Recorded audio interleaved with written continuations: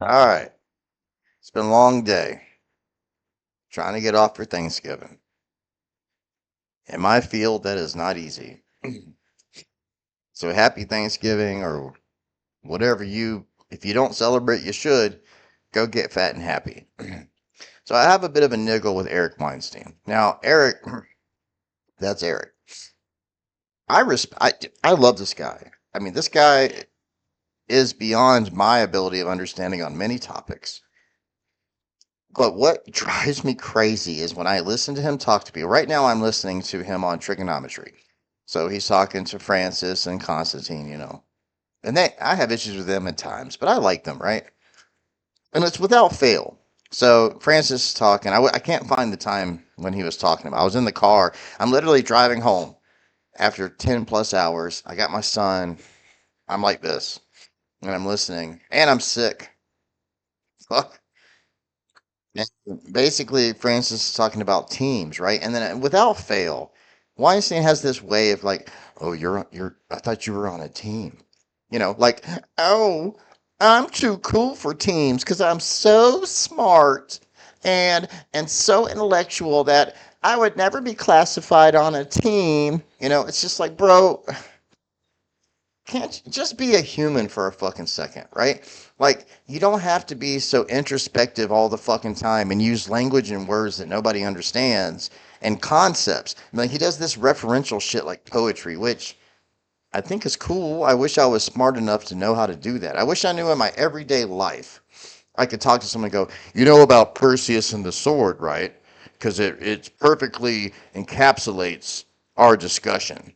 Don't you understand that Iran going after Israel is like Perseus and the sword? Shit like that.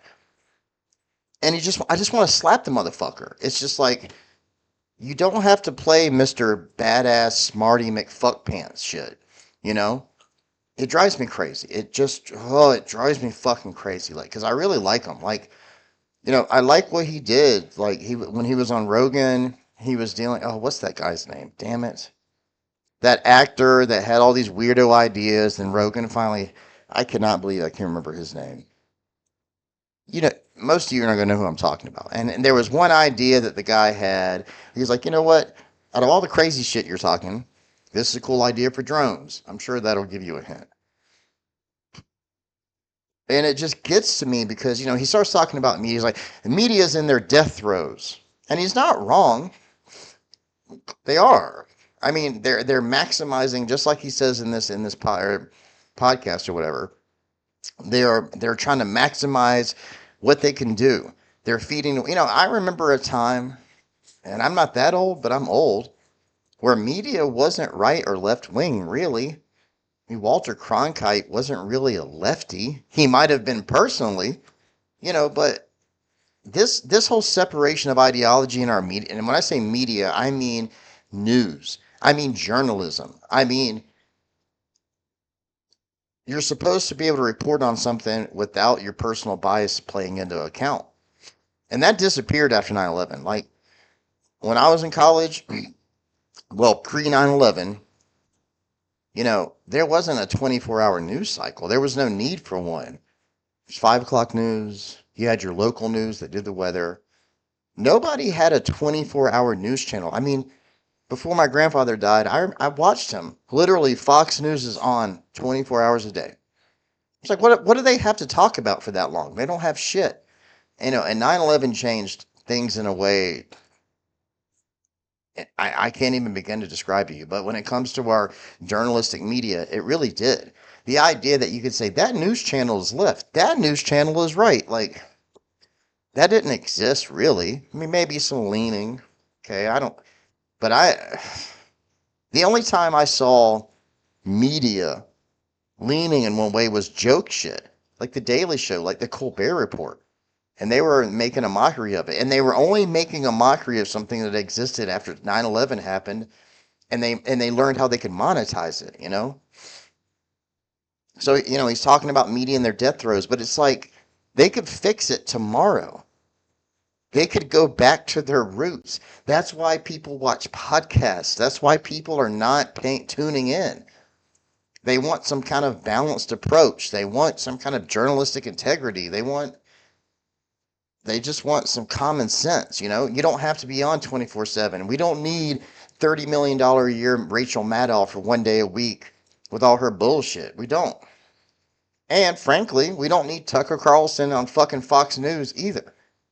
Like, we don't need these personalities. That's not what this is about. They're influencing the mind of people in this world. And it could be fixed. If they're in their death throes, he's making out like there's no coming back. And I think he's wrong. Like, I don't think that's true. I think that it could be fucking changed. They just need to go back to what they fucking did 20 plus fucking years ago. I'm too sick and tired to really continue my train of thought on this to make it funny.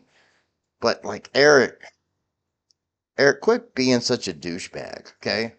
Like you're you're you're too smart for your own fucking good. You just fucking are. You really are. Like when you go and give that little like look to I thought you were on a team. Last time we talked, you were on a team. I am too smart to be on a team. Like fucking stop. You just come across like a douchebag, and all your Perseus sword fucking references and the like just are unnecessary. You're just, it's like, I think you really get a boner off knowing that I know some shit, and I know people feel weird and insecure when they listen to me, and then I can rise above them because I can pretend like I'm not on the team. Shit like that. Anyways, Eric, I love you, man, but fucking get a grip. Niggle out.